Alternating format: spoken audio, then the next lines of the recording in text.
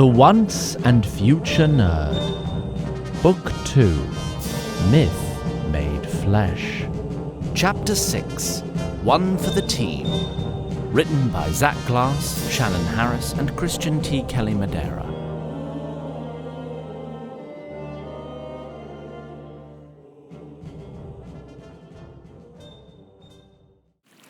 Nia, what a relief to see you.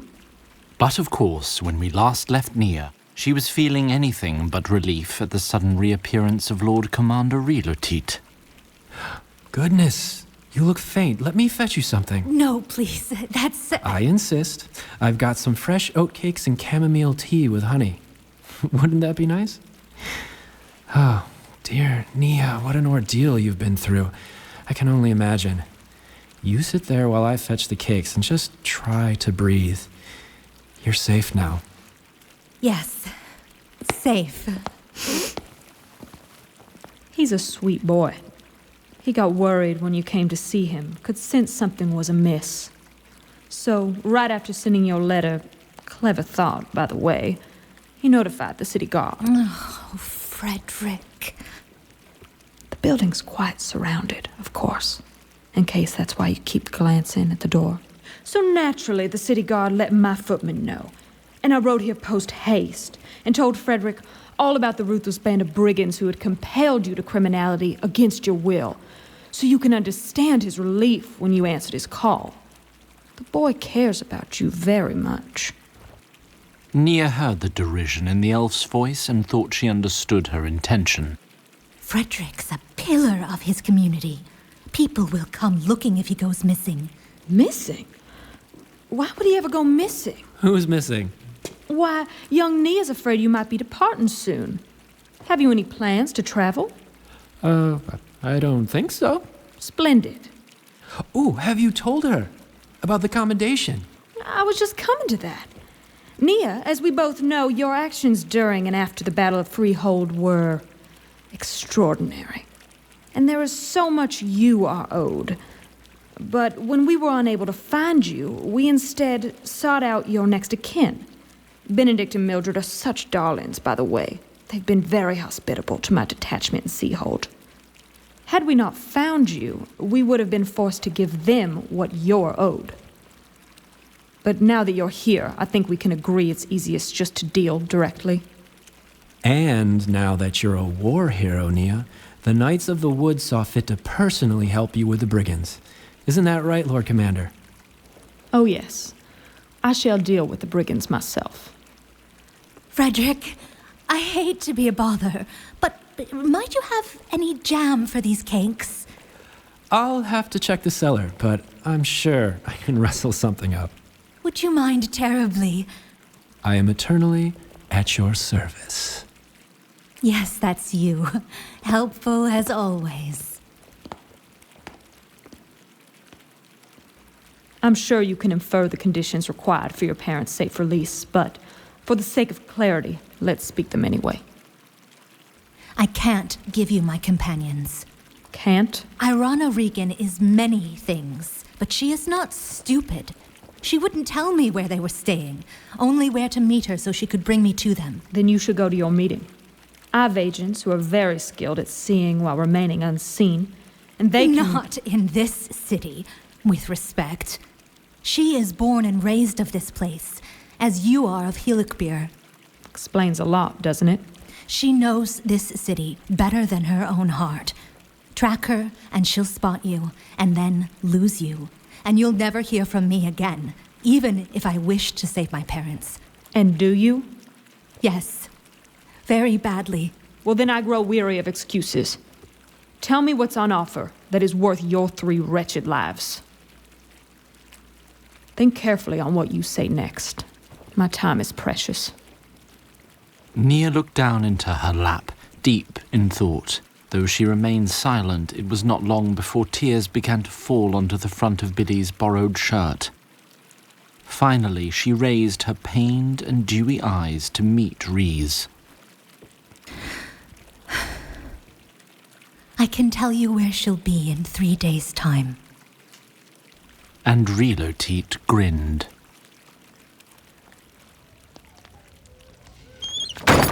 What the motherfuck?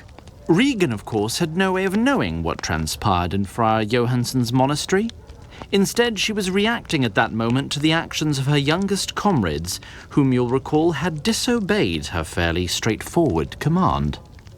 Why is it as soon as we stop treating you like children, you act like them again? I'm serious. Help me understand so I can talk myself out of throwing you out a window. We're sick of being helpless.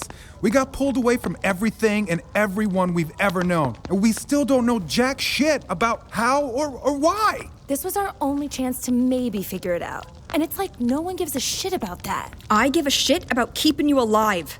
You can't go home if you're hanging from a rope with your skin peeled off, can you? Look, sometimes there's a hard choice and none of your options are great. But when you take it on yourself to get what you want and put the people around you in danger, that's when the people around you have every right to drop you like a brick. There was a time, not that long ago, when I wouldn't even be talking to you right now.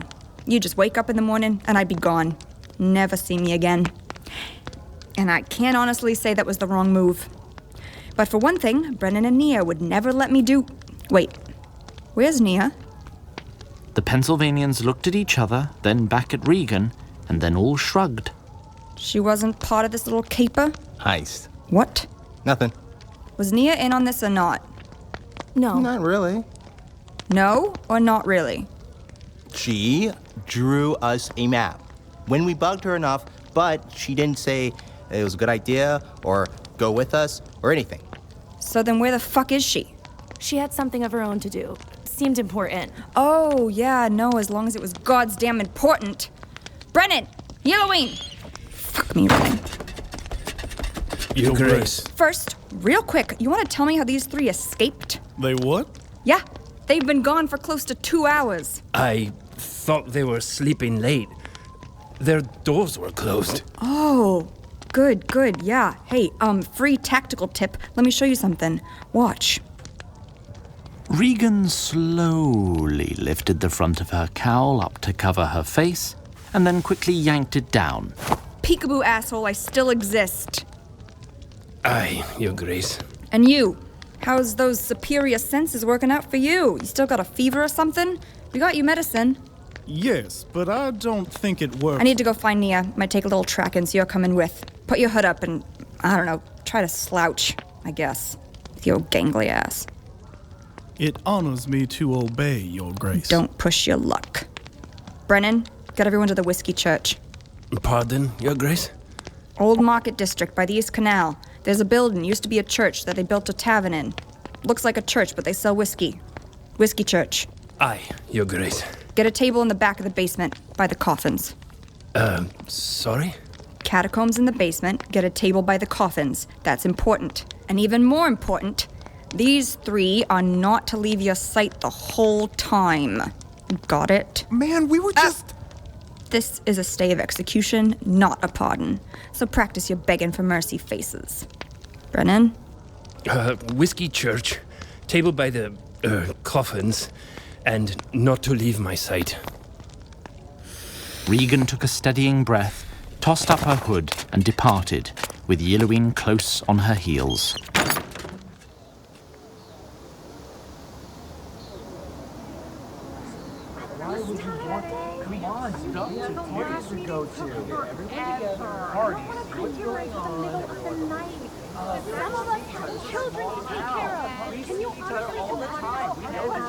Neighbors, friends, brothers and sisters, thank you for attending this town meeting on short notice.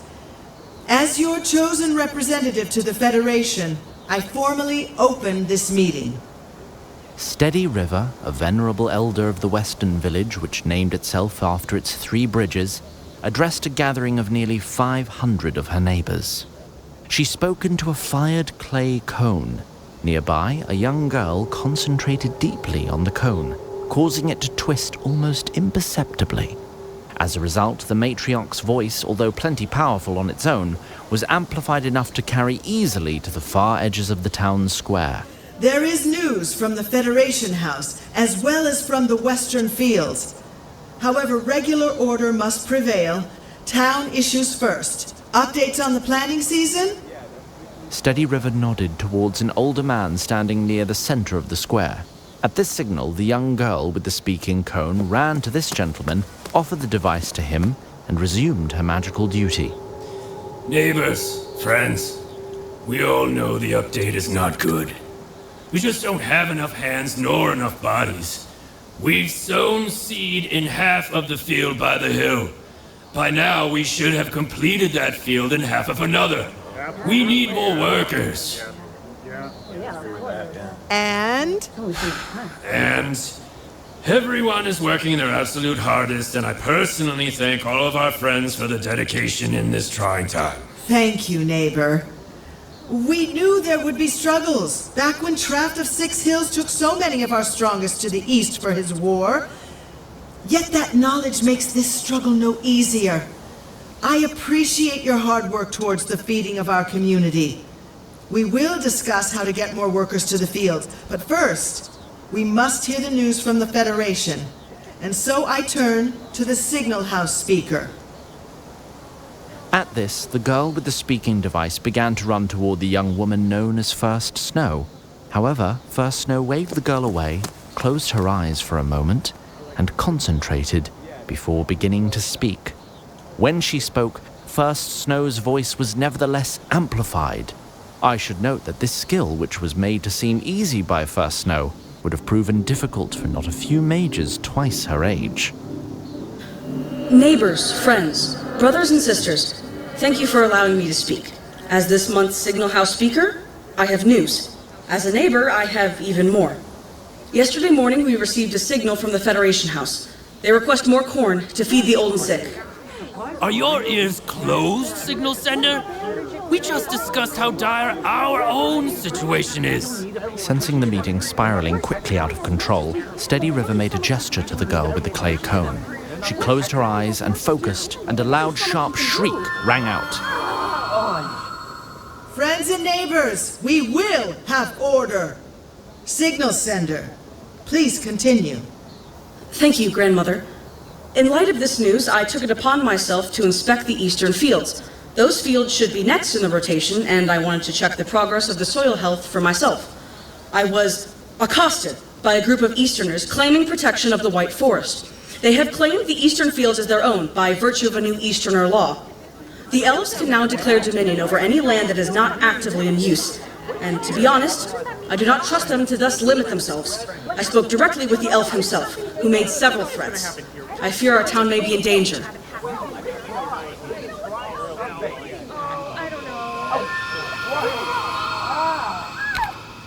Neighbors, this news is indeed grave, but we will learn nothing and get nowhere by shouting over each other.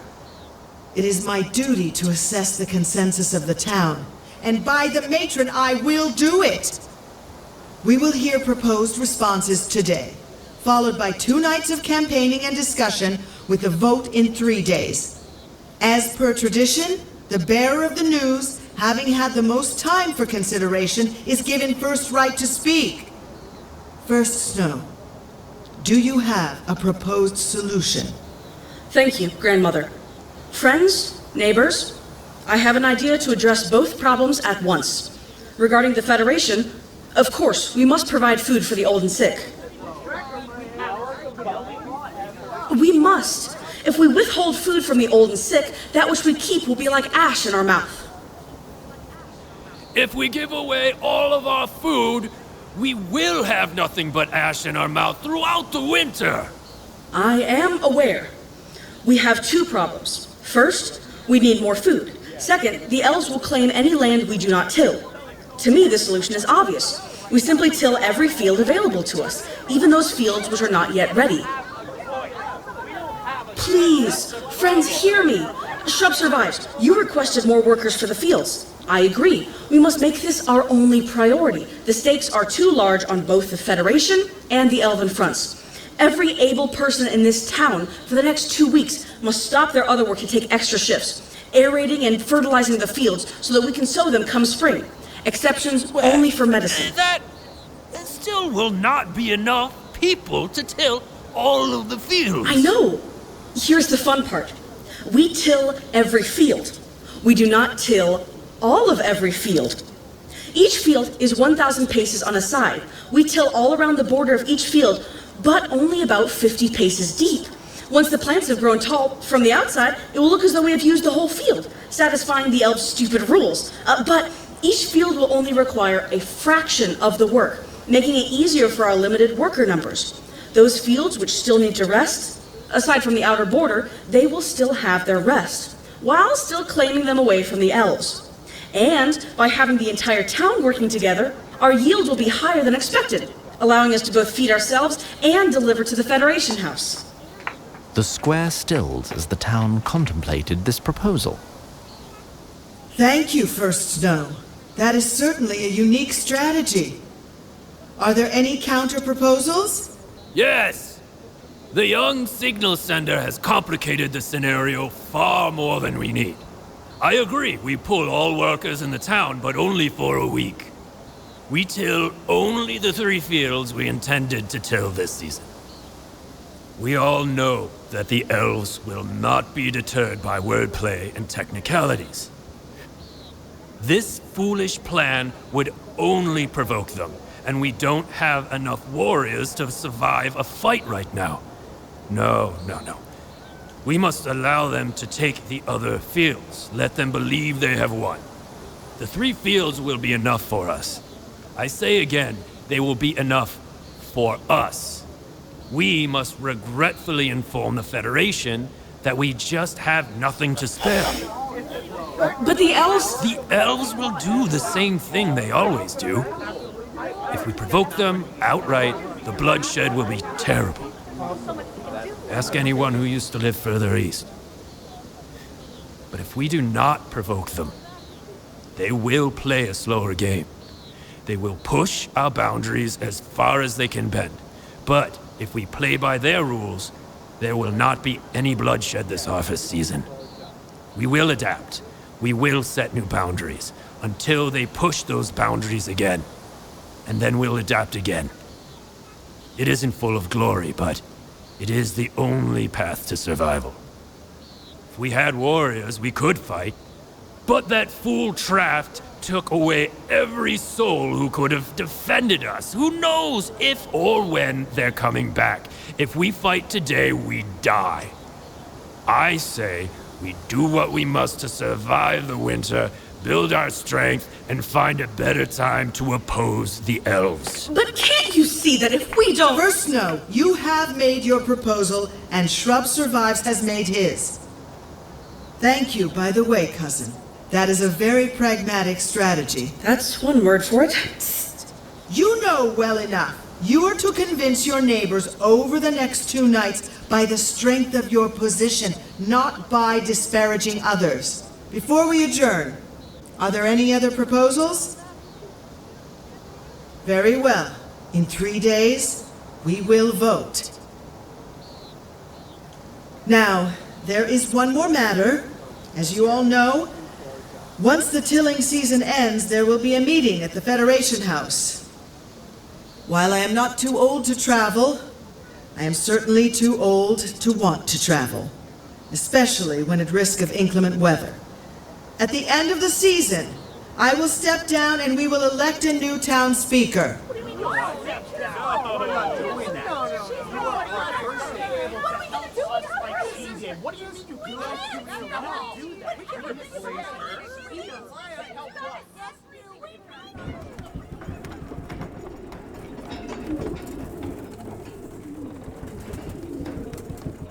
And there's breakfast for you, and I who could forget you beautiful darling. We found her, you know. Pop. The Memiot cleric, the Lord Commander tracked her down in Armstrongard. Oh, splendid. So, that means there's no longer a need for pigeons here. Well, there's always need for pigeons once you know how clever they can be. My boy, I'm sure that someone misses you. I mean, wouldn't you rather be back in the White Forest? Oh, no, this is much more exciting. It's like in Duel of Crones when... Oh, you've read it, haven't you? Yes. Well, don't you remember the scene when Lady Greenwich must send a secret message to a true love? Do you mean the prince from the north? Oh, yes, you do remember it. Wasn't it exhilarating? The prince from the north is not the lady's true love. Of course he is. The chemistry and the passion between... Oh, nonsense. They spent one night together and he's barely given a name.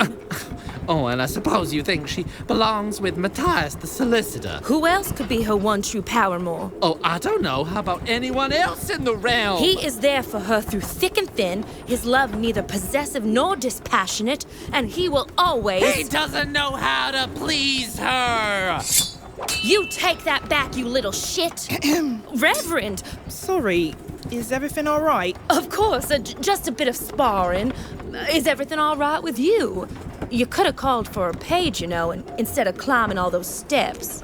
Well, we asked the pages if we can take a walk, and they said no. At least that remains under control. Control? You and Reverend Ben...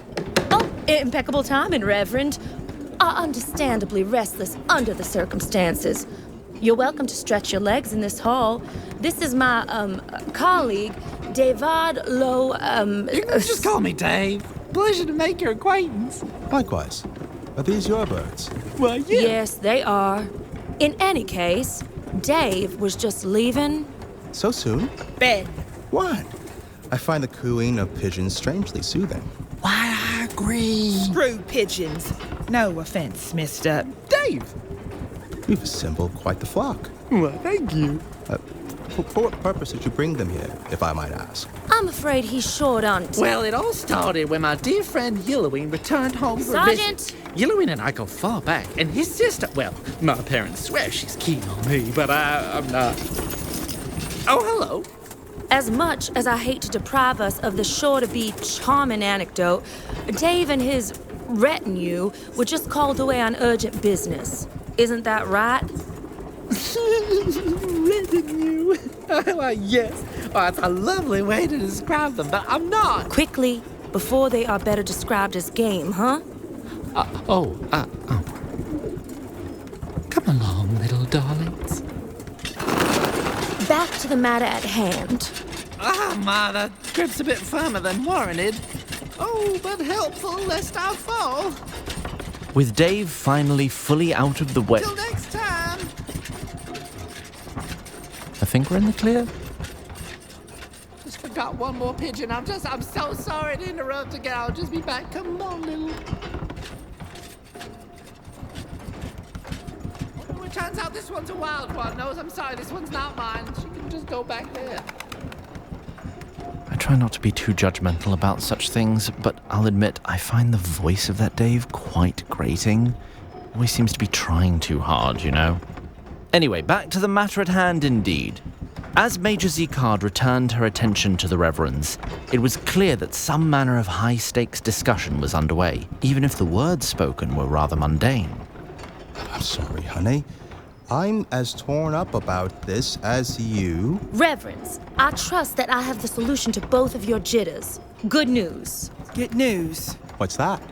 Well, as I was trying to say before, we found your daughter. Praise Galadin.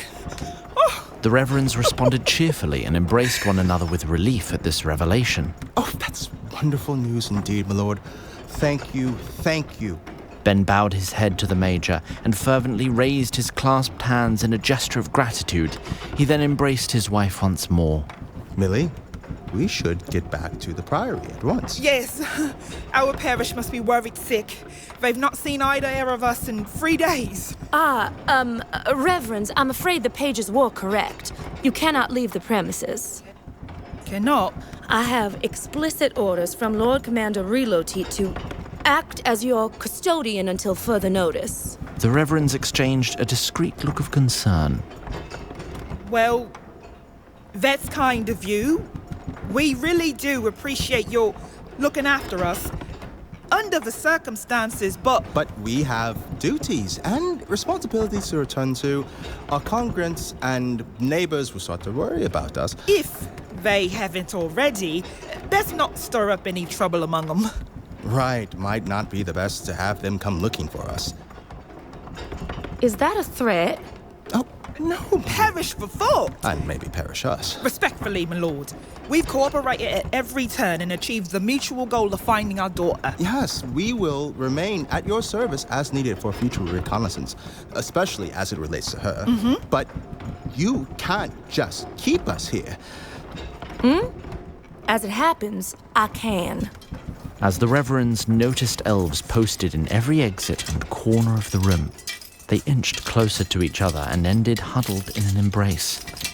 And when they looked back to Major Zicard, all pretense of cordiality was at last stripped from her face.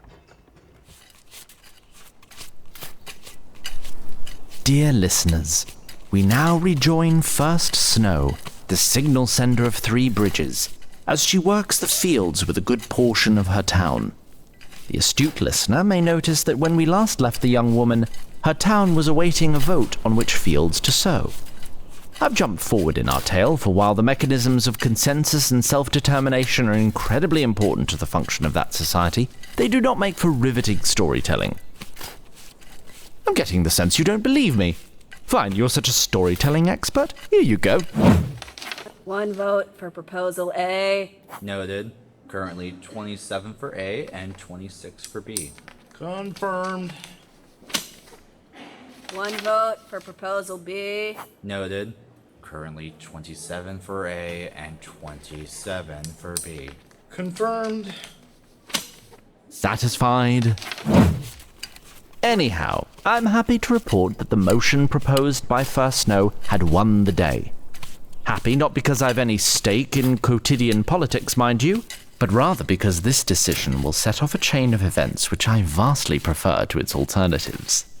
But I'm getting ahead of myself. But in any case, as a result of this decision, every capable hand in the village was out in the fields on this day. In fact, just as First Snow had proposed, villagers could be found in every field surrounding the town. First Snow was working in one such field when the sound of frantically galloping hoofbeats pounded down the road. Girl, neighbor girl, what in the names of Galadin and Garadian are you doing? Hello, Mr. Timus. We are farming. Do you not recognize it? The elf Timos Lodjif reined his horse to a stop in front of First Snow. Behind him, a retinue of humans, 3 of Eastern descent and 1 of the Black Mountain clans, pulled up behind. First Snow caught the eye of this last one and held it for a few seconds until finally he looked away. I ride around this countryside 20 miles in any direction. Every spare scrap of land has farmers on it. Do you care to explain? Mr. Timus, I am obeying the law which you described to me. These fields have been empty for more than 2 years. My village keeps the history of each plot of land. Your people certainly have not worked them. According to your law, a field which has lain fallow is free to claim. We have claimed them. I'm sure you think you're quite clever. The elf's jaw twitched and his fists clenched. Reynold! One of the men riding with Timos unfurled a bullwhip that he wore on his belt. Although most of the farmers could not understand the discussion, this gesture knew no language barrier. The farmers, more than 30 of them, and all bearing hoes and other farming implements, pulled close together into a tight knot. A silence settled over the field. On either side of the stalemate, nervous eyes flitted and darted to and fro. After a few moments of scanning the assembled crowd, the elf and his retinue came to understand their numerical disadvantage, and First Snow was the first to break the silence. Mr. Timus, my neighbors and I must work on our fields. If you have nothing else to say, please return to your own. Based on your difficulty in feeding your people, I'm sure they require attention. The White Forest shall hear of your impertinence. If you think they'll permit you to just twist the law to your own advantage, you are in for a rude awakening indeed. Within 2 weeks, I shall have a fully armed company of knights at my disposal. 2 weeks? Oh, Yes, the latest technologies of the White Forest must have not yet expanded from farming to communications. Had you been looking at the ground below Timos Mount at just that moment, you might have noticed the slightest shift in the air, and that some thin, dry grass was beginning to stand on end. When your farm tools are facing 60 repeating crossbows, we shall see how clever you are, girl. Mind your horse, neighbor. She seems nervous. With this, a small current of power snapped up from the ground and into the hind legs of Timos Lodjif's horse. It did not hurt the animal, but did startle it magnificently. As the animal reared and whinnied, her elven rider gracefully adjusted the movement into a wheel, turning the horse back down the road. This maneuver conveniently hid Lodjif's face from all onlookers, preventing them from seeing the hue of embarrassment rising up his cheeks. As Timos and his retinue galloped away, the elf shouted over his shoulder. 2 weeks, neighbor girl.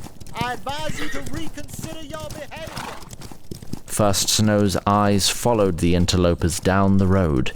She stood unmoving, continuing to stare long past when the dust cloud disappeared beyond the horizon. Behind her, the farmers were abuzz, those who understood the common tongue relaying the details of the confrontation to those who did not. As I understand both languages, I can assure you, the details were exaggerated shamelessly. First Snow's friend Capelbui, the boy who had accompanied her on that first fateful meeting with the elf, came to her side. First Snow, your courage in the face of that elf and his weapon was incredible. Grandfather used to say, everyone's a warrior until they stare down the sharp side of an axe. Matron knows I've seen fighters twice your size panic the first time they see a practice weapon. And you chased his whole army away, without a drop of blood.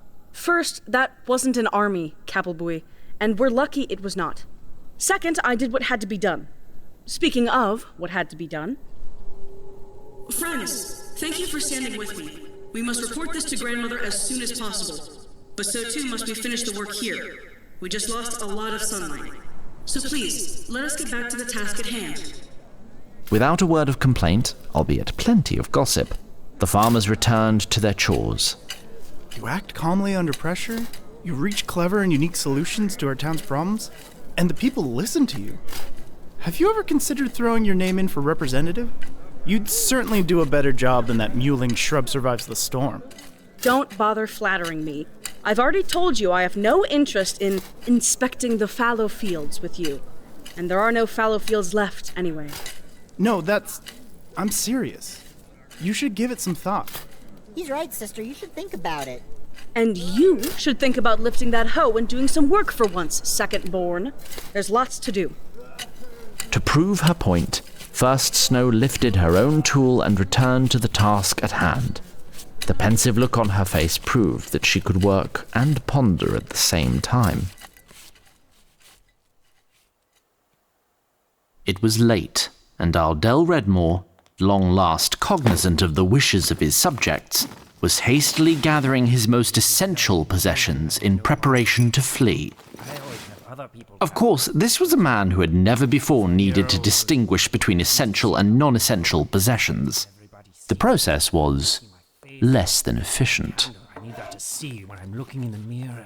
Okay, yes, then nothing fits in here. Why doesn't anything fit? Who made these suitcases? Never had our duel. Ah! Antonin Mooncrest, who, if you've not yet guessed it, was very much alive and had been masquerading as a phantom about the castle, stepped out from a shadowed corner of the room. You never answered for your crimes. Your overall turpitude of character has not been proved. Needless to say, I have not had satisfaction. I knew it, I knew it. I knew it was you. They didn't believe me, but I knew. Trust in a leader is earned. Too late for that now. I'm unarmed! As was I when your assassins came for me. But if you prefer, I can kill you with my bare hands. It will be much, much slower. What do you want? Justice. For your sister, and for everyone else you've abused in your unworthy excuse of a life. Wait, no, please, please! This is what it feels like to be vulnerable. Antonin placed the edge of his dagger against Ardell's throat. Some people spend their entire lives at the wrong end of a blade. Too many of them were put there by you. You deserve to die. Antonin pressed in with his blade, just enough for a bead of blood to pool against it. Do you wish to live? Yes. What was that? Yes. Yes. There's a decree on your desk. It confesses your crimes, advocates your regency, surrenders your lands and titles to your sister, forfeits your protection under law, and begs Galadin and your subjects for mercy. Put your mark and seal upon it. And I'll spare your life. Even give it until dawn before I leave it for the Deputy Castellan. My lands. That's what you were after all along. My sister's missing. Her inheritance will pass to her husband. You did help her escape. I didn't. But I'm glad she's rid of you. I only wish she were here to benefit from her birthright. I suppose you think yourself a saint for robbing me of my lands. I think myself beyond judgment from the likes of you. Now, I'm going to begin counting. When I reach 10, either your seal or your blood will be on that decree. 1, 2. You think she'd go back to the Grey Fox? As far as she knows, we're still staying there. I hope, she's smart enough not to just walk back in. But I don't know where else to start looking. We rejoin Regan and Yilluin as they search for Nia. She was, as you recall, not where her queen had expected her to be earlier that morning. With respect, Your Grace, I think she's more clever than you sometimes give her credit for. Clever's one thing. Staying hidden in this city's another. Can you get up high and check out the square? I can. Not very far away at all, on the opposite side of the small public square from the Grey Fox Tavern, Nia ambled nervously between various merchant stalls, neither staying in constant motion nor stopping for long at any one. Nia looked across the square to see, oddly, a cascade of fruit thrown up in a cloud of smoke from a vendor's cart and then dashed against the cobblestones. But before she had time to make sense of this, she was engulfed in a cloud of thick and pungent smoke. In light of this, she was not entirely shocked to feel someone grab her arm barely a moment later. Cover your mouth, we gotta move fast. We're being watched. Oh, you caught that, huh? It's not too late, Yilluin. Regan was visibly jolted by the distant sound of Rilotit's voice. It's never too late to return to your true home. The Lord Commander was perched in a nearby tower, shouting down over the square and certain that Yilluin was hidden somewhere within earshot. Put the thief dog down for me, and all is forgiven. God damn it, what the fuck is she doing here? We gotta fucking move. Little hop, then some water. Go, go, go! What the fuck, Nia? I turned my back for 30 minutes and you don't just run off. You managed to get made by reload shit and teeth. I'll explain when we're back with our friends. Yes, you will, if we get back. Keep moving. Hold it. It's me. Just you? Yes, of course just me. Come out slow. Your Grace! You heard what Reload Teeth said. She intends to sow discord between us. Do not let her succeed. You good?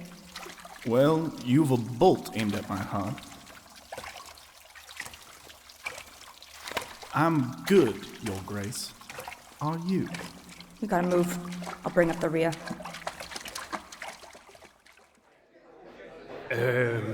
Living a modest and austere life in service to Galadin. For you, Brennan, I'm gonna call that a jack. Nice one, babe. My turn. Brennan and his 3 youngest traveling partners were in the basement of the erstwhile church turned drinking establishment. Okay, let's do clearance rack accessories. Are you sure you don't want to do undead abominations that may appear beside us at any moment? You know, because we're hanging out around a bunch of coffins in a world where we know that necromancy for sure exists. Nelson, we said we weren't going to talk about that. Okay, clearance rack accessories. Jen? Your hair is moving. Are you charging up some magic? Jen placed a hand behind her head and, despite her profound desire not to, felt an undeniable movement of stale air coming from a coffin. Old buildings are usually pretty drafty. Probably just the wood settling. That's a thing, right? Stand back! The lid of the coffin began to jitter and shake as our heroes looked on in stunned horror, until finally it popped loose. By now, the other patrons of the pub had begun to notice the spectacle of the open coffin and of the hooded woman climbing out of it. Knock, knock, knock means help me out, dipshits. But Regan was quickly aware of the dozens of eyes trained on her. What? Me and the bouncer used to fuck and I didn't feel like chit-chat. I gotta check the area. Get ready to split real quick if I say. Eloine, need your eyes. And if the crowd was shocked by the rude-mouthed vagabond emerging from the coffin, you can only imagine what they thought of the finely armored elf who followed after her. And help Nia out of there. And thus did a thief, an elf, and a cleric enter a tavern. What are you... Oh, yes, I see that sentence construction is typically the beginning of a joke in your tongue. No joke here, I'm afraid. Perhaps I'll think of something later. No promises. Moving right along. Regan and Eloine ascended the tower that had held bells back when the Whiskey Church was a church. We got any friends tagging along? None to the west, none to the south, none to the... Wait. Dead ahead, north. 300 yards. Can you see them? No. They're walking this way. How fast? Do we need to bail? Eloine. No. They've turned. You sure? They're going the other way. No one to the east either. Regan made no attempt to hide her scanning of the elf's eyes. All right. While news that these friends were no longer on their tails provided a hair's respite, it did nothing to quell Regan's rage that they were in said predicament in the first place. What the fuck, Nia? Shit for brains of me to expect a bunch of children to use theirs, but I expected more of you. Indeed, Regan stormed in such a fury that she didn't initially notice the group huddled around Nia.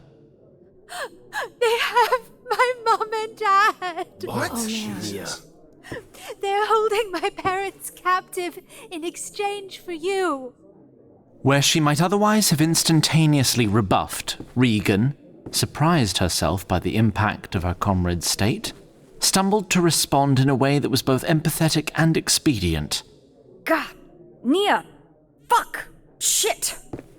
This was unfamiliar territory for her as a leader. God damn it. Why didn't you tell me you had parents? Everyone Seriously? has parents. Not where I'm from. Wait. Hey, look at me. Did you set me up in that square? No. Oh, Jesus, Regan. I wouldn't do that. Can we take a time out here? Did you know they were onto you? I suspected they might be. And you still tried to meet me. Some people might call that a fucking setup. Seriously, before we say things we can't take back. I would have warned you if I'd had the chance. We'd be dead right now if we'd waited for your chance. Only reason he got out is because Eloine made the lookouts a second before they made him. And what was I supposed to do? Throw myself off a bridge? Look, you did the best you could with the cards you had. I get it. I'm just saying, yours ain't the only life on the line here. Yes. As I said, my parents are in danger. And I have the beginnings of a plan to get them back. We're in. Totally. Right on. In what I'm told is a Pennsylvanian gesture of camaraderie, the three young friends held an arm out towards each other so that one of each of their hands was held stacked. And then after a moment passed, they looked around the table expecting others to do the same. For their part, Brennan and Eloine shot glances to their queen, who was frustratingly blank. The elf and the man both reached out their hands, but Regan, with a wince of regret, grabbed their wrists to stop them. Nia, gods, I'm sorry, I really fucking am, but we can't do it. As I said, I have the beginnings of a plan. If you'll let me... Nia, no offense, I know you're smart and shit, but have you planned many reverse kidnappings before? I smuggled 3 people out from under the noses of a veteran knight and a master thief. Oop, gotcha there. All right, let me explain this to you. If we... No, let me explain this to you. With respect, Your Grace. They are my parents. They raised me, made me who I am. Perhaps the pain of their loss is not something you can conceive of. But for me... Hey, I know what it's like to lose family. Don't you dare say otherwise. I am sorry to hear that. But then surely you understand that to abandon them to torture and death, after my actions put them in danger to begin with, would be unlivable. So I will find a way to rescue them. Because I must. There is no choice here. Now, once again, I have the beginnings of a plan. But it cannot be carried out alone. If you value me, or any of my contributions to your endeavors so far, you will help me with the rest of it. If not, then I shall depart your company forever and find a way to do it alone. We wouldn't let that happen, Nia. I hear what you're saying, okay? This is your hill to die on? I can respect that. You want to call in your favors here? Fair enough, you've earned them. But you've got to look everyone at this table in the eyes and tell them you'll trade their lives for your parents', because that is without a doubt the most likely outcome. Are you willing to do that? Nia looked around the table at a group of friends, whom trial and trauma and triumph had bonded into a family of its own sort, and took a deep breath. But before she could speak... Oh, come on. I'm sure we can think of something. No. Don't bail her out by deluding yourselves. That doesn't help anybody. We've made a way together, this far. Yeah, I mean, aren't we even gonna try? Aren't you supposed to be like the greatest thief ever or some shit? Don't forget assassin, and watch your tone accordingly. Your Grace, can you at least explain to us what exactly makes it more dangerous than anything we've done before? Reality's gonna control the when, where, and how of this, and she's gonna have all her best knights with her. Shit's gonna be locked down tight. And what if my plan would allow us to choose the time and location? How's that? Because, in my fear and abject desperation, I revealed to the Lord Commander where the Thief Queen Irana Regan would be in 3 days' time. And where will the Thief Queen Irana Regan be in 3 days' time? Well, it's the Feast of the Harvest Moon, so, naturally, you'll be stealing the Grand Purse. Grand Purse from the horse race. I figured large crowds, fast horses. And our turf. But if I'm reload T to leave your parents somewhere safe and show up to the race in full force. That's why I was very insistent about the next part.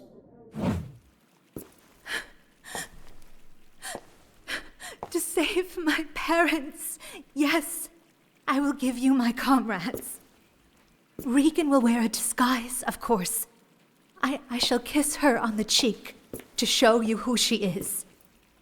That will be acceptable. But if I'm to do this, I must ask that I see them first, to know they are safe. I assure you, you will be reunited with them the moment I have the others. Oh, Lord Commander, let us be honest with each other. Save for my parents, you've absolutely no reason to trust me. But likewise, I've no reason to trust you. If I do not see my parents alive and well at the race, I'll be forced to assume you've already killed them. And then I will give you nothing. Very well. The tugging at the corner of Regan's mouth and eyes was almost permitted to turn into a grin. That's not bad, Nia. Really. You upgraded our chances from complete suicide to just bugfuck crazy. Now, personally, I've done bugfuck crazy before for a big enough take, but I can't make that call for anyone. Let's do this shit. Gotcha, Nia. Honor requires it. Tell me who needs killing. Well, that's that then. Somebody go talk to the lovebirds. This involves them too. I'd not put promises in her mouth, but the Lady Arlene was once known as a fine rider. To that, I can attest. Good. Let's see what she's up for. And get me something to draw on. We got 3 days to plan, and we're gonna need all of them.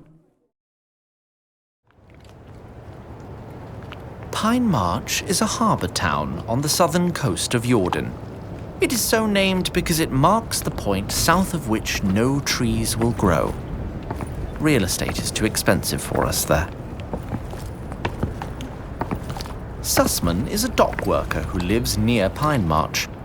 He is so named because it is a common moniker in those parts and his parents were uncreative.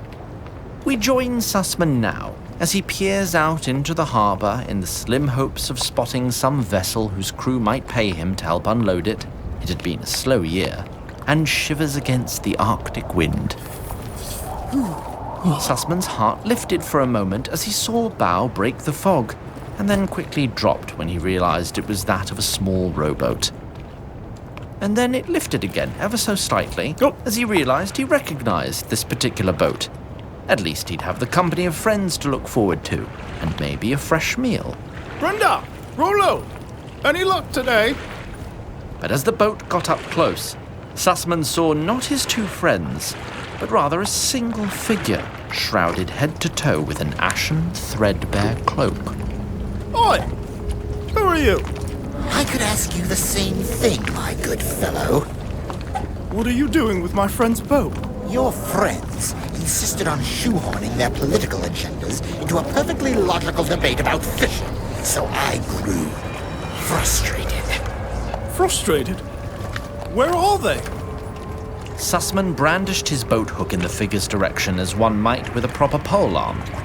But with a flick of the figure's wrist, the tool was yanked out of its wielder's hands by some unseen force and cast into the sea.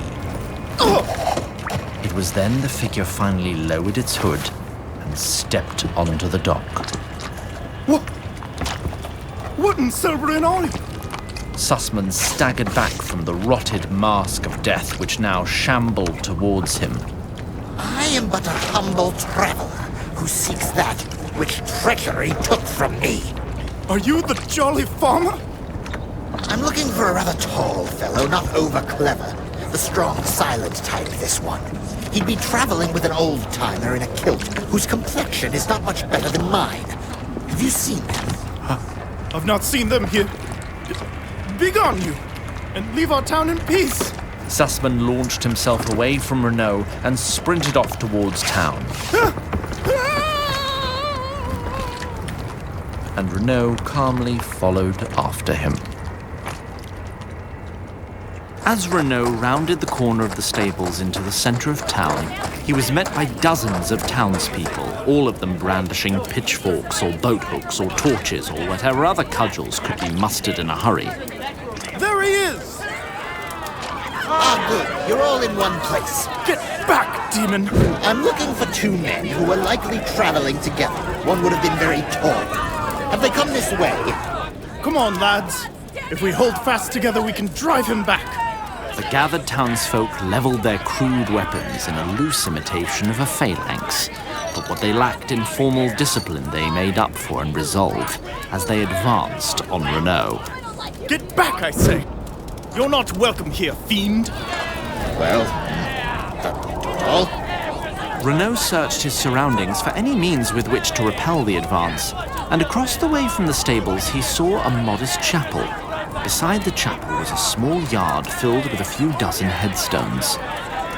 Renault raised an arm in the direction of this yard, and the world around him seemed to shift in a most unsettling way. Oh, gods, help us. The denizens of Pine March looked on in horror as the mortal remains of their kith and kin arose from what should have been their final rest. Some had already been picked clean by the worms, while others were still recognizable, and none of the living could say which was more terrible. Now, just what's going on here? Standing betwixt Renault and the crowd and flanked by two hired guards was the mayor of Pine March, one Mr. Rawls. You've met him before, I believe, for he was a frequent patron of the Horse's Head Inn and badly allergic to pepper. Well, what's all this commotion? There's a demon come amongst us, my lord. A demon? There's a demon? Look at him! And by some dark spell, he's mustered the bodies of the dead to march against us. No, I haven't. Look at the bones, my lord. That's, there was a very small earthquake. The ground shifted. It's been known to happen. Will you help us drive him away, my lord? Summon the civic guard from Freehold? Or perhaps a few priests? Well, let's see if it need not come to that. But Look at him! Now mind those torches, you lot. You're liable to destroy some property if you're not careful. And then Rawls turned to Renault with a cordial gesture. Greetings, sir. My name's Rawls. I'm the landlord here. What brings you to my town? I'm searching for 2 thieves. Thieves? Well, we can't have that. This is an honest and hard-working town. I'm sure we can help you find your villains. My lord, he killed 2 of our friends and stole their boat to get here. Is that true? I did not kill them. I did throw them off the boat. In my defense, I was simply trying to engage them in a civil debate about who should and shouldn't be permitted to benefit from doing certain types of labor, and then they had to go and make it all political, which I find very rude. Rawls looked at the gathered crowd, then back at Renault, then back at the crowd, until finally... Of a word, lad. He put his arm near, but very carefully not on, Renault's shoulder and beckoned him to step aside. I'll be honest with you. I like the cut of your jib. My what? Oh, beg pardon, that's mine. Not at all, my lad. I mean, I like your whole outlook. The muscles which had previously held Renault's jaw in place twitched upwards in what Rawls could only assume was an attempted grin. You ask me, everyone around here has become far too political these days. All this talk of safe working conditions and fair wages, I mean, really, what in Galladon's green garden is a wage? Oh. Yes, well, some people cannot resist injecting their agenda into everything they say and do. For instance, the 2-timing harlot... Precisely, my lad, precisely. You've said it just right. Now, suppose I was to help you find the ones you seek. Perhaps you could do me a kindness in return. What did you have in mind? There's a sight too many agitators and instigators in my town. I'd like to encourage them to leave, if you take my meaning. What had been a half-hearted grin before soon spread to the rest of what was left of Renault's face. It would be my pleasure. Splendid, lad. Splendid. All right, you lot, listen up. We're going to have a town meeting at dawn. Everyone to attend. We're going to tell our visitor whatever we might have seen or heard about people passing through here, so we can find who he's after. But he's a murderer! Now, you'll have a chance in the meeting to air all your grievances and have them heard. Who knows what else he'll do before morning? Well, we haven't lost our ability to resolve disputes like civilized adults, have we? I've always prided myself on this town being exceptionally civil under my watch, and I don't plan to change that now. I see no reason not to hear the shambling, malevolent abomination out. Really? You see no reason? No offence. Oh, not at all. I have very thick skin. In a manner of speaking. Stop that monster! Brenda? Rolo! You're alive! No thanks to him. We'd be drowned and frozen by now if a bit of driftwood hadn't passed us by. I've heard enough. To Selberton with the mayor. Let's get him out of our town, lads. This is getting out of hand. Allow me. The townsfolk saw one of their comrades disintegrate in front of them as a gob of putrid fluid from Renault's staff caught him squarely in the chest. And that was enough to disperse the crowd. Run, lads, run! See, they're not so tough when you get down to it. And now it was Rawls' turn to fake a smile as his colour drained and his brow perspired.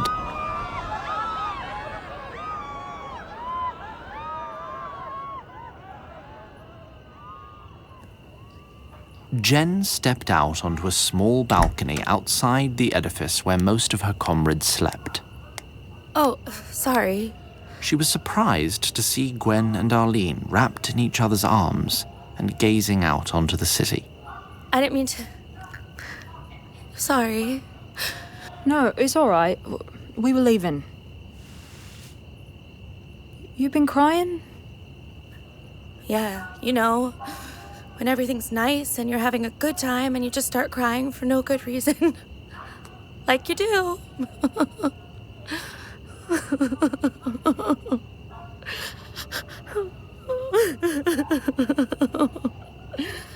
Why don't we leave you some privacy? Aye, let's. Just, we don't hardly know you, but, I used to cry like that. I still do, sometimes. I can't say I fully know why. But it's much less scary now that I have someone I can be honest with. Arlene, still holding Gwen's hand, gave it a gentle squeeze. I hope you have that as well. It's very important, I think.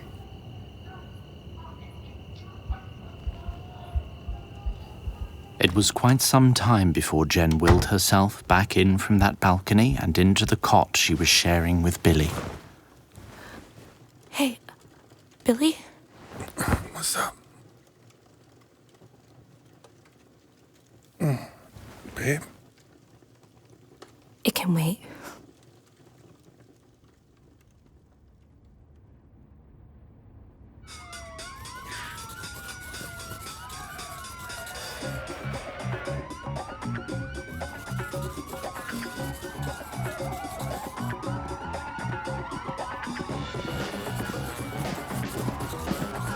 Mom?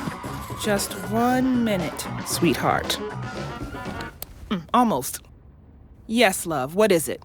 What are you watching? It's an old movie that I like to show my students on the last day of class. What's it called? It's called Black Harry Saves Thanksgiving. Is it good? It's complicated and interesting. Not for you yet. Ah. Nelson, what did you want to ask me? Do I still have to go to Grandma's next week?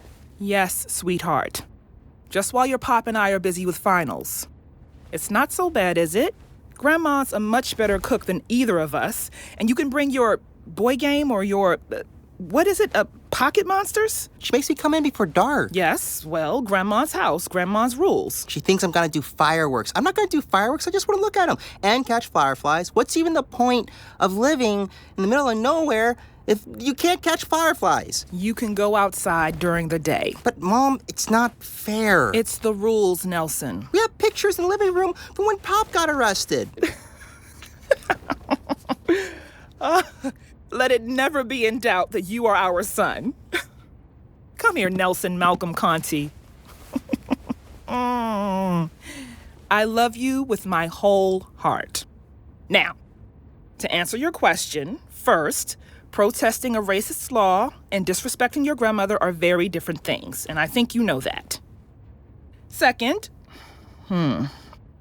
Grandma grew up in a different time and place that admittedly, in some ways, isn't that different from ours.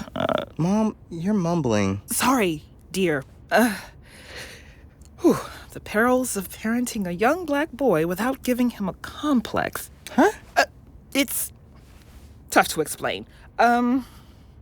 You know how your dad and I have taught you about not talking to strangers? Yeah? Well, your grandma's concern about you being out after dark is a little bit like that.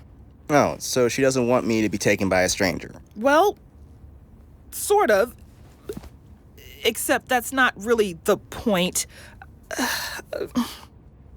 The simplest way to explain is that Grandma, growing up, had to be very, very extra careful all the time.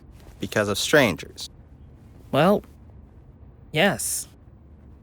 In her old age, although she still needs to be careful, things aren't as scary for her as they used to be. Sometimes. But it doesn't feel any different for her. I'll just say that sometimes the things we learn to keep us safe stop being helpful. Well, as helpful. Once circumstances sort of change. Does that make sense? Not really. Well, like I said, we'll talk more once you're back. Until then, be a good boy for Grandma, She's had a long life and deserves some peace and quiet. And she loves you very much. As do we. You're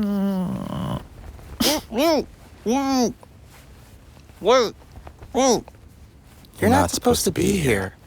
Where did you come from, sweetheart? Are you...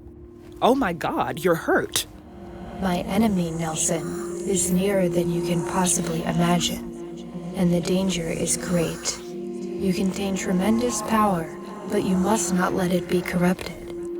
I have given you the clues you need, Nelson, but you have not asked the right questions, and now we are running short on time. The enemy will corrupt you. When he felt the hot breath on the back of his neck, Nelson turned around, though he already knew what he would see. The nightmare demon let out a piercing cry. Frozen with fear, Nelson could only raise his hands in front of his face, and he felt the creature wrap its clawed and scaly hand around one of his fingers. The enemy seeks to corrupt you. You must refuse to lower thyself. Do not lower thyself!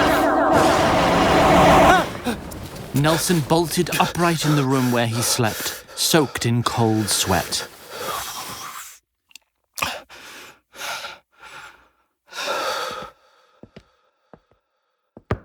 Yeah? Nelson entered the room which Regan had commandeered to see her very much awake, with a small arsenal spread out on the floor in front of her. Can't sleep? I don't like my job in the plan. Okay. I guess the polite response is, I'm sorry you feel that way, and I appreciate you doing your part anyhow. Why can't Billy wash the baby? Can you lift those satchels over there? Oh yeah, probably. Nelson walked over as if to demonstrate. Now careful. If you start to pick them up and you can't, and you drop them too hard, they'll be mopping us off the walls for weeks. Well, there's gotta be something else I can do. You good at rock climbing? Horseback riding? Can you outshoot an elf? Got any magical powers you haven't told us about? You want to get a jockey to try and fuck you? No, I know things. Stories. I figured out who you were before Brennan told us, before you even knew. Believe me, I remember. And I'm gonna need your smarts later, I'm sure of it. But tomorrow, the team needs you to wait on a boat with a baby. Okay? And be a hostage. It's the safest place to be on this job. What? How? The rest of us are gonna get shot at. Ren's got no reason to touch you unless we don't hold up our end. And the only way we don't hold up our end on this one is if we're all dead. So worst case scenario, you're still the last man standing. This is my fight too, you know? Nia's my friend. And I don't like the Knights of the Wood any more than you. I know that. But on this one, this is how you do your part. So, pretty fucking please. Do the rest of us a solid. All right? Though Regan looked Nelson in the eyes as she said this, she did not wait for a response before returning to her grim work. And so, sensing the impasse, Nelson made his way to where Nia slept, but he was intercepted on the threshold by Brennan. I'd let her sleep, lad. She's a hard day ahead of her. Perhaps harder than she knows. Yeah, fine. And as Nelson returned to his room and looked out his window, he abandoned all hope of returning to sleep. For the sun was already beginning to redden the horizon, and today was the day of the race. Now, I know it does not necessarily come easy to your kind to hold several locations in mind at once, given the corporeal limitations of your perception, but you're going to need to for the duration of the affair to follow. The morning sun was still low in the sky, and the grass still thick with dew on the cliffs overlooking Old Armstrong Bay. But already the crowd trickling up from the city was abuzz with excitement. Near the start and end of the racecourse stood a structure, a cascading slope of wooden benches ingeniously designed to be put up and taken down as quickly as possible, due to the illicit nature of this event. The location and height of these seats made them hands down the best available, which is why they were at this moment filled with various vagrants and vagabonds, being paid to hold seats for the wealthiest spectators. When their patrons arrive, these enterprising individuals will of course leave the benches to stand huddled with the other unwashed masses straining for a decent look at the race. Amidst this milieu were two very meek and nervous-looking country preachers, flanked conspicuously on either side by two of the best-armed, best-trained elvish knights you would ever set eyes on. A few rows behind and above them, keeping keen watch on this peculiar foursome, was, simply put, the highest-ranking military officer in all of the so-called civilized realms. Not far beneath their feet, in the shadows of the raised seats, worked the artisans of those trades which require additional discretion, even at an illicit horse race. Here, a boy of 17 years approached, carrying some satchels with a grace and care that was entirely unlike his usual boisterous presence. Some 30 yards from the foot of the raised seats, that is, just the racetrack's width away, was a covered pavilion in which the racers are permitted to swap their mount and tack once during the race's 11 laps. Here was one woman of 16 years, and another woman a few years her elder. Both wore hoods pulled low over their eyes, but the younger was considerably more fidgety than the elder. Stop it. I'm not doing anything. This is your job, remember? You do it every day. I'm not allowed to be nervous at work? Not when Relo Teet's looking for us, you know. Farther away from the raised seats and towards the cliff's edge, there was a raised platform which held a large and sturdy chest of oak and iron. It was surrounded by no fewer than a dozen heavily armed and gruff-looking men in tattered goldenrod cloaks. They also had their hoods pulled low. Not terribly far from them was a woman of not quite 30 years, to whom the seated preachers bore a striking resemblance. She was pacing between the various vendors and merchants nearby, and unlike the girl in the pavilion or the brigands on the platform, she made no effort to hide her face, or her nervousness. From the platform with the chest, it was less than 5 yards to the sheer 100-yard drop that ends on a rocky beach. About 3/4 of the way up the cliffside were a slender, golden-haired elf and a broad, grey-haired man. There was a rope tied between them as they climbed, and another rope ran down from each of them fastened to something on the beach. The broad man hammered a metal spike with a hook at one end into the rock, and then tugged on it to make sure it was secure. Having done so, he nodded to his comrade. I would of course be remiss not to call your attention to the stables, where riders and their retainers saw to their mounts before the race. Each species fed off the energy of the other, until both were nearly beside themselves with nerves. Poor sweet horses, frequently clever enough to read the emotions of their masters, but rarely clever enough to simply kick things until they are the masters. But I digress. Anyway, it is in this state of heightened nerves and excitement that one of the riders was approached by a dark-haired woman in peasant's clothes, with a hand on her hip and a glint in her eye. May I help you, miss? I believe you can. And finally, of course, there was the ocean vessel anchored somewhere nearby. Its sails were very intentionally concealed at present, but I can tell you that they were blood red. And on this ship, a young boy cradled an infant with eyes so light a shade of brown that some might call them orange. But there's not much for me to tell you about this place. At least, not right now.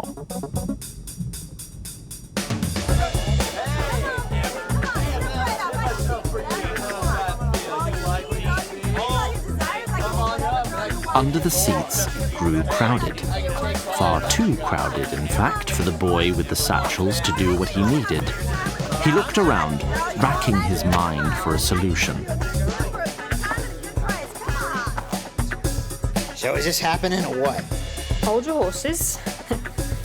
Get it? I just need a quick freshen up. I ain't got much time. The race is about to start. Just one question. Which perfume you like better? Rosewater or ether? Ether? I never...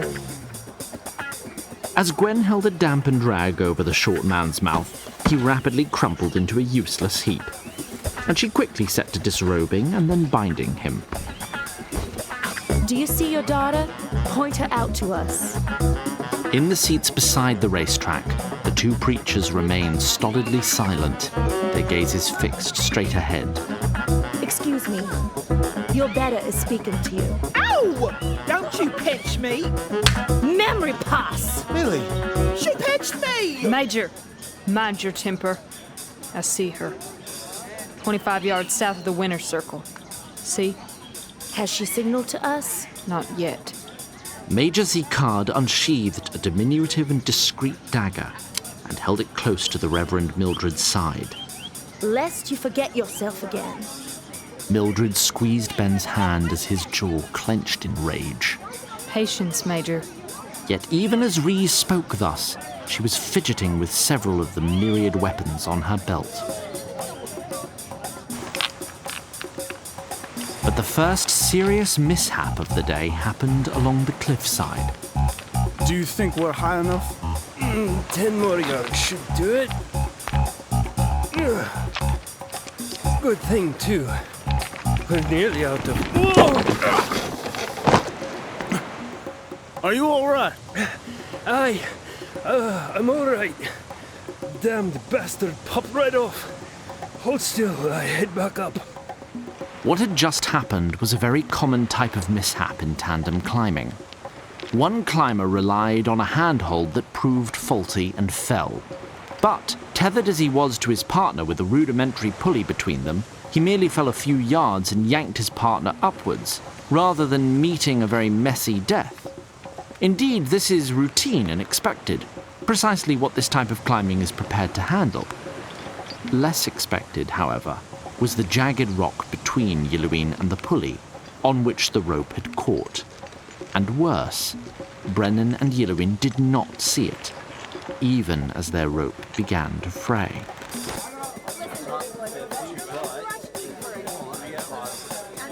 All right, here we go. World's oldest profession. Beautiful day for it. Not a cop. And for sure, definitely not a cop. If I was, I'd have to tell you. Everyone around the boy turned and stared. They considered him carefully, and then departed to ply their trade elsewhere. Very, very carefully, the boy set his satchels down and opened them. Those in the stable turned to see the rider who had just entered. This rider was dressed just like the one who recently left the stable, but was of a wider and decidedly more womanly stature. Her entire face, but for the eyes, was concealed beneath a cloth mask, a common enough precaution against the dust of a horse race. But the riders stared at her regardless, and she froze in their collective gaze. Good morning. Oh, yes, sorry. Last minute substitution. And then the other riders, as if remembering it was none of their business anyway, shrugged and returned to their tasks. She's still not hailed us. I know. Is it possible she means to mislead us? Of course it is. If she's not hailed us before the riders are called, we shall remind her of the stakes. A very worried look passed between Mildred and Ben. In some ways, it's easier the second time. One is more tired, but one knows the route. Better hurry. They'll be calling the riders soon. Despite the difference in whether and how they chose to acknowledge it out loud, both climbers were keenly aware of what was at stake. If they were to fail at their assigned task, several of their comrades, including their leader, would surely die. A few easy ones here. And in the elf's restlessness while he waited for his partner to climb back to his level, his eyes began to wander. They found an elven frigate patrolling the bay. Don't worry, the Red Reaver was well concealed in a hidden cove. But as Yelloween's keen eyes focused on the warship, so much like the toys he played with and dreamt about as a child. One more big jump. Yelloween? Yes? I'm ready. All right. Here we... The rope between them snapped. It was only thanks to truly superhuman reflexes and grace that Yelloween was able to leap down to a rock below and grab the now tattered rope before it fell. I've got you, Sir Brother. I've no holds within reach. He tried for one anyway, and almost lost his very tenuous hold on the rope. You'll need to pull me up a wee bit. Just hold on. And as Yelloween took a steadying breath to summon his strength, his eyes flicked once more to the elven warship. As you're already quite aware, if he was to fail at his assigned task, several of his comrades, including their leader, would surely die. I'm sure you've had thoughts before, which you wished would just leave you be, but simply refused to.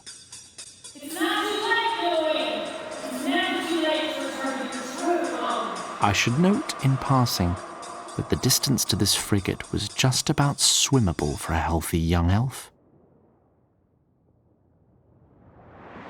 Yeah! I've got it! Good! Just one more.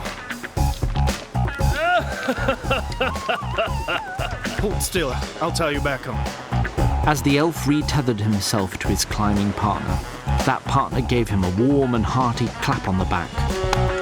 Well done, Yelloween. Well done. I thought I'd seen my last sunrise for sure. Let's try not to repeat that, shall we? Come. Let's finish what we started. There's less rope now, so we'll need to stay closer to get... Come on. And thus did they return to their assigned task with a renewed sense of urgency. Under the bleachers, Billy removed several cloth sacks from his satchels. They were sticky with some kind of grease. He scanned the wooden beams that held up the seats, and then headed straight for one of the thickest. He affixed one sack to its center. Riders, to your gates! All riders, to your gates! Be safe, love. And you, my treasure. I'll see you on the ship. You damn well better. That's it. Stand them up. She's hailing us, Taid. Indeed she is. Reloteet returned a distant wave across the track. What's she doing? Shielding her eyes, it seems. Perhaps she can't see them. So be it. Stand them up. You heard her. On your feet. Stand, I said. She's waved again. She sees. You got him? Yeah, I saw. You good? Got him. God, Mia looks just like her mom. Dad's eyes, though. I count 6 elves besides Ree. 2 with Mia's parents and 4 nearby. Yeah, same. Nice weather we're having today, ain't it? Unseasonably clear. Right. And as a gentle fog began crawling in from the sea, up the cliffside, Yelloween was fastening a rather large support pole into the rock. You'll have to climb over towards me so I can reach. We can't get far apart enough on this rope. Blast it all. This one's secure. I'm heading your way. Look. Fog. Jim, we haven't much time. Under the seats, Billy had already attached each of 8 cloth sacks to the 8 largest beams. Next, he removed a glass bottle from a satchel. 8 lengths of cord ran from this bottle to as many sacks. He placed the bottle on the ground with his foot nearby and waited. As Arlene saw and heard the size of the crowd surrounding the racetrack, her eyes widened. Though her face was already covered, she fidgeted with her mask, trying to pull it even higher. She's still not moving. What is she waiting for? Keep your eyes open, Major. I mistrust this. Should I send one of the sergeants over? Yes. Major Zekard caught the eye of one of her cohort and motioned him towards the winner's circle. And over by the winner's circle, Nia noticed the elf walking towards her with purpose. She looked towards the gruff men near the chest. She tried to take deep breaths, which nevertheless caught in her quivering jaw and came out shallow and strained. How many nails is that? 3 more to go. Galadin, help us. Riders, to your marks! Riders, get ready! At the sound of the third horn, Billy brought his heel down hard on the bottle. He watched intently as a puddle leaked onto the ground. And then the puddle began to smoke. And finally, to his obvious relief, the ends of all the cords ignited. As soon as they did, he took off at a sprint. And as Billy ran, Nia set off walking towards the chest and its stewards. Her heart was beating just as fast or faster than the sprinting young man's. Just as the horses blew by the winner's circle, a very frightened Nia got close enough to the chest to attract the attention of one of the gangsters guarding it. A particularly short one, as it happened. Help you? Galadin's mercy be upon you. And as tears moistened her eyes, she quickly leaned in to kiss this short brigand on the cheek. Hey, who the fuck are you? As the fallen knave's shocked comrades looked around for the assailants, one of them squared on Nia and drew his sword. But this one was immediately shot by the sergeant that Major Zikard had sent over. Now seeing at least one of their foes, the band of rogues turned to the elf knight, some with bows. But Rhee's many retainers made short work of these. Of course, once the bolts were set in flight, which the elves could have always chosen not to do, it was inevitable that they would strike some bystanders in the crowd.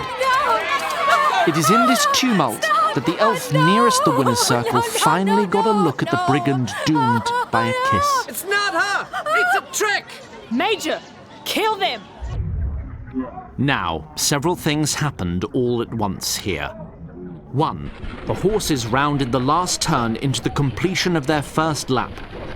2. The elves nearest the two preachers drew and raised blades over them.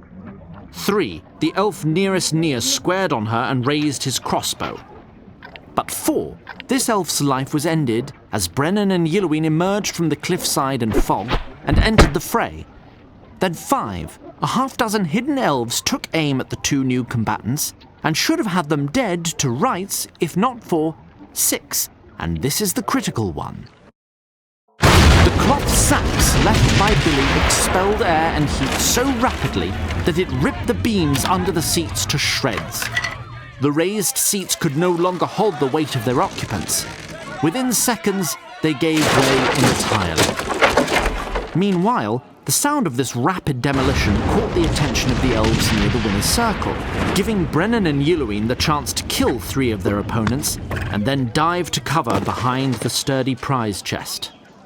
And back over by the seats, just as Major Zikard and her peer were returning to their senses, from out of the fog and smoke came flying a human-shaped blur, nimble as it was furious. She's here.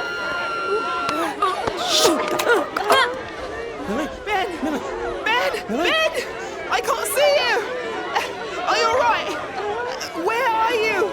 An elf lined up a shot at Regan, but Regan was ready for it. And then Regan stalked off hastily on the hunt. Hey! Who's there? We're with Nia. We're here to help. But you gotta stay quiet and listen to us, okay? Who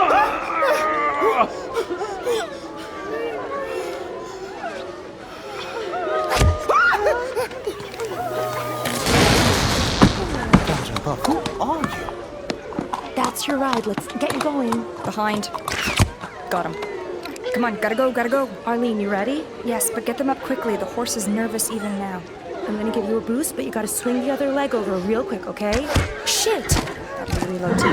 Move. Hold still. I can tell you're scared. You gotta calm down. Oh, well, why didn't you say so? God damn it. Was that your other horse? We'll find another and catch up. You gotta go. But where? Go! Behind the horse. Shit, right in my leg. Sorry. Wrong place, wrong time. Stay down. She's gotta reload. When she does, I'm gonna bait her into shooting. You watch where the bolt comes from and you let loose in that direction, got it? Yeah. Give her everything you've got. As Jen concentrated deeply, she stole a peek over the back of the unfortunate horse. Or at least she tried to. Get down, stupid. I can't see anything. Neither can she, which explains us still breathing. That won't last for long.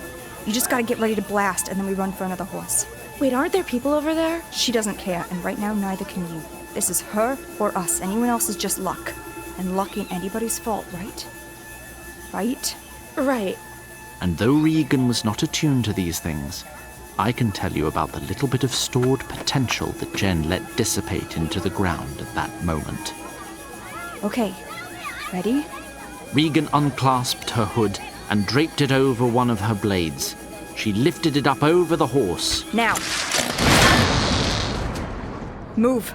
Jen took off running, and after a moment of uncertainty and almost consternation, Regan did the same. I think that's the last of them. Help me with the ropes.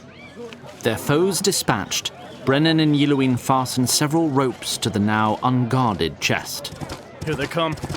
Yilluin stood at the ready, with a hook in his hand. And as Arlene's mount blazed past, it was again thanks to his reflexes that Yilluin managed to hook a rope onto the harness that Arlene had affixed to it. And thus the horse towed the chest behind it as it raced towards the cliff's edge. Now this next part is a great credit to Arlene as a rider. Though Jen's fog undeniably helped, it is still not many equestrians who could intentionally drive their mount straight off a cliff. Yeah! And after a heart-stopping split second of being airborne, the beast and its passengers fell into a very sturdy fishing net. And as the net descended, so did it pull up on two ropes strung over a wheel on each of the poles Brennan and Yilluin had affixed to the rock face. And so did each rope pull up on a very heavy bundle of sandbags down on the beach. So heavy, in fact, that after a brief moment of terrible speed, the net's descent to the beach slowed to be quite pleasant and peaceful. The horse was, naturally, still kicking like mad. Might have helped you if you'd done that sooner, friend. But with its legs dangling through the bottom of the net, it could do no harm with all its might. Is everyone all right? Nia! Is that you, love? Oh, thank Galadin! Is anyone hurt? I don't think so. Nia, you have to jump. The net will soon be too far away. Who in Galadin's name are these people? Where are the others? Their poor horse was... Their poor horse was shot. They had to look for another. Damn it. So be it. Yilluin, you go down with them. Send the net back up. Be sure to cut some of the bags like Jen said so it'll still descend for us. Get the chest on the sled and push it out of sight. Then come back up if you can. I will. And I never fully thanked you before. I expect repayment, so you'd better stay alive. And with that, the elf took a perfect athlete's dive off the cliff and into the net.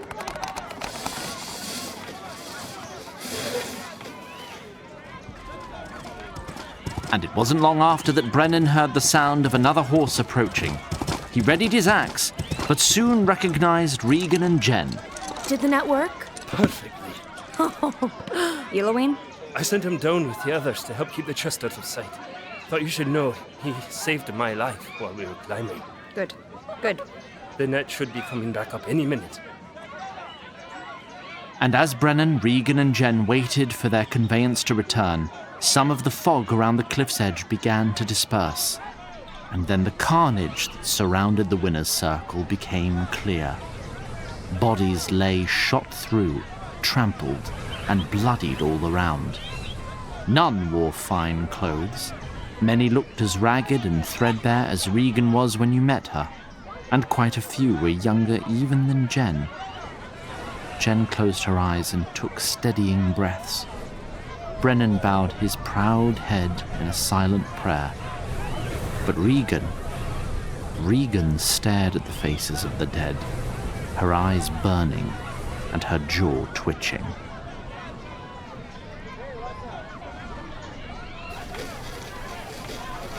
Now I regret to inform you that in this moment, everything went very badly astray. And I promise we shall return to that bit of misfortune just as soon as there is more to be said about it. But first, I must return you to that boat anchored off the bay.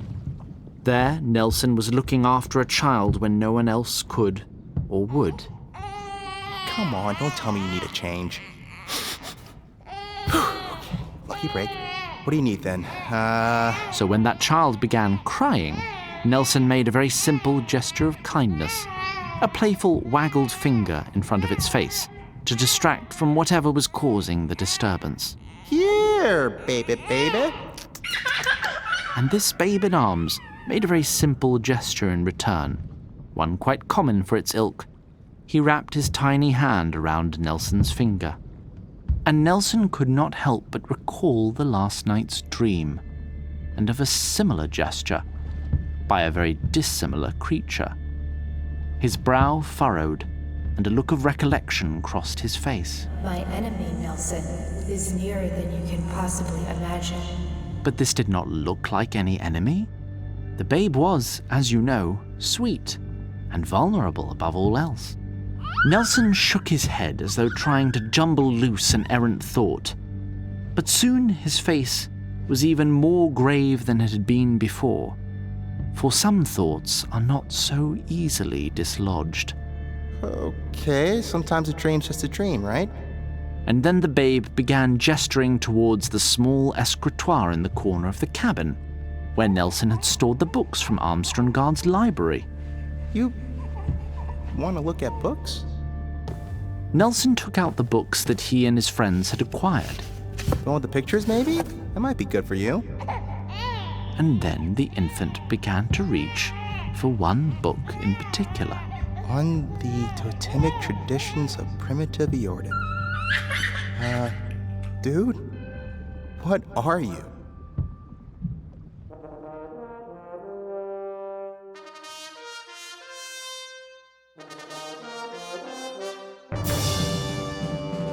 The Once and Future Nerd is directed by Christian T. Kelly Madera. It is created and executive produced by Zach Glass and Christian T. Kelly Madera, and co-executive produced by Jess Kelly Madera. Associate producers are Ryan Cushman, Alex Story, and Sunday Vasquez. It is performed by Rhiannon Angel, Garrett Arman, Dan Dobransky, Anya Gibeon, Ian Hawkins, Shannon Harris, Riley Jones, Paul Notice, April Ortiz, Juliet Prather, Frank Querez, Julie Reed, Gregory M. Schultz. Guest appearances by Morgan Conroy, Beth Eyre, Leslie Gideon, Josh Perot, David Tao, Felix Trench, Zach Valenti, and Davis Walden. Production audio recording by Jared Paul. Editing by Brielle Achterhoff and David Devereaux. Foley, sound design, and post-production mixing by Joshua Sui and Matthew Boudreau. Tom Lee is our musical director and lead composer, with additional scoring by Chris Montalvo. For more, visit onceandfuturenerd.com or find us on Facebook, Twitter, Tumblr, or Reddit.